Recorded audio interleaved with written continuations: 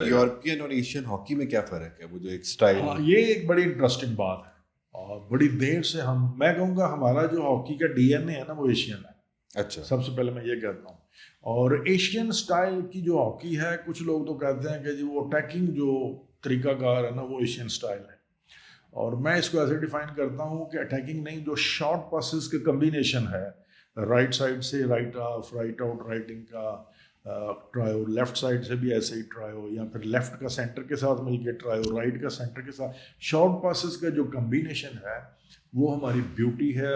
That is the flair of Asian hockey style, जिसमें हम individual skill को भी डेमोन्स्ट्रेट करते हैं और शॉर्ट पासेस के कम्बिनेशन में 2 vs 1 क्रिएट करना, ये हमारी महारत रही है शुरू से। हॉकी में सर क्या फर्क आया? एक वो जो यूरोपियन स्टाइल, एशियन स्टाइल, या ये जब ये ऑस्ट्रोटर्फ जब इंट्रोड्यूस हुई उससे को फर्क पड़ा पाकिस्तान हॉकी को?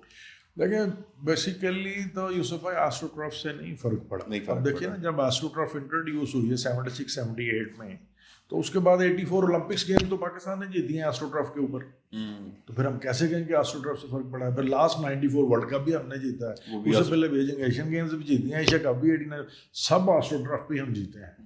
होता क्या है, जब एक सरफेस से चेंज हो गए दूसरे सरफेस पे गेम आ गई है और उस पर खेलने के जो डायनामिक्स हैं वो चेंज हैं आपके लिए या प्लेयर्स के लिए, या उन प्लेयर्स से पहले जो कोचेज हैं उनके लिए ये चैलेंज है कि आप इस चैलेंज को मीट अप कैसे करते हैं। इस पे खेलने के जो डायनामिक्स है वो आप कैसे तैयार करेंगे। जो उसमें बेहतर तरीके से कोचिंग करेगा या स्ट्रेटजाइज करेगा टीम की प्लानिंग को या स्ट्रक्चर को, वो उसके ज़्यादा बेहतर रिजल्ट